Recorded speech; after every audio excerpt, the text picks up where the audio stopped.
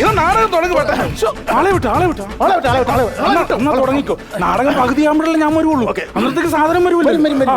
Announce ചെയ്യാൻ പോവാ. Announcement ചെയ്തു. പ്രിയമുള്ളവരെ, മദ്യത്തിനെതിരെ ബോധവൽക്കരണം നടത്തുന്ന ഒരു തെരുവ് നാടകം ഈ തെരുവിൽ ഞങ്ങൾ അരങ്ങേറുകയാണ്. എല്ലാവർക്കും ഈ നാടകവേദിയിലേക്ക് ഹാർദവമായ സ്വാഗതം. ഞങ്ങൾ ആരംഭിക്കുന്നു. ലഹരി നാടിന് ആപത്ത്. ആപത്ത്, ആപത്ത്, ആപത്ത്.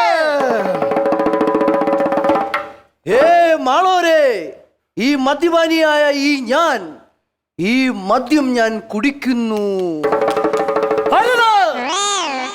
നിന്റെ നെയ്ച്ചോറാണ് ഞാൻ, തലച്ചോറാണ് ഞാൻ. ഇത് നീ കഴിച്ചാൽ ഇത് കൊലച്ചോറാകും. ഈ കാശിന് നീ ഒരു പുതിച്ചോറ് മേടിച്ച് കഴിക്കൂ സഹോദരാ. ഇല്ല, ഞാനിത് കഴിക്കും. അരുത്, നീ കഴിക്കരുത്. നിന്നോട് പറയുന്നത് കരളാണ്.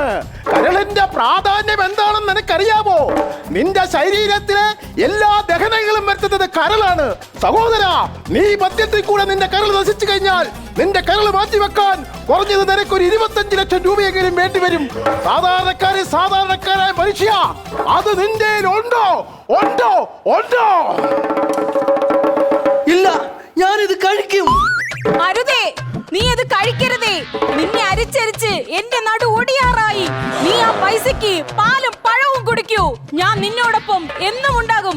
ഇല്ലേൽ ഞാൻ നിന്നെ വിട്ടു പോകും. ഇല്ല, ഞാനിത് കഴിക്കും. ഇനിയുള്ളത് ഹൃദയം പിളഞ്ഞു മാറി നിൽക്കുക. മനോജ, ഹൃദയമേ വരൂ, ആപത്ത്. അങ്ങനെയൊന്നും മയക്ക് വിളിച്ചാൽ ഞാൻ വരൂല. സാധനം വന്നില്ല വെറുതെ. ഹൃദയമേ, നീ മദ്യം കഴിക്കരുത്. മദ്യം കഴിച്ചാൽ ബൈപ്പാസ് വേണ്ടി വരും. ബൈപ്പാസ് കഴിഞ്ഞാൽ എന്താണെന്ന് അറിയാമല്ലോ. വയറ്റിലെ ജംഗ്ഷൻ ആണ്.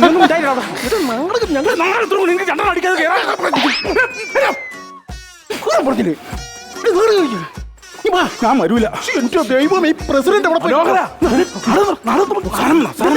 സാധനം വന്നോളൂ. നീ കഴിക്കും. അടിക്കാടി എന്നിട്ട് മതി. അവിടെ ഒന്ന് മഴ പിടിച്ചിടല്ലോ. ഇയാൾ എവിടെ പോയി? കൊണ്ടുവാ. സാധനം പിടിച്ചു. ഇത് നാട്ടിൽ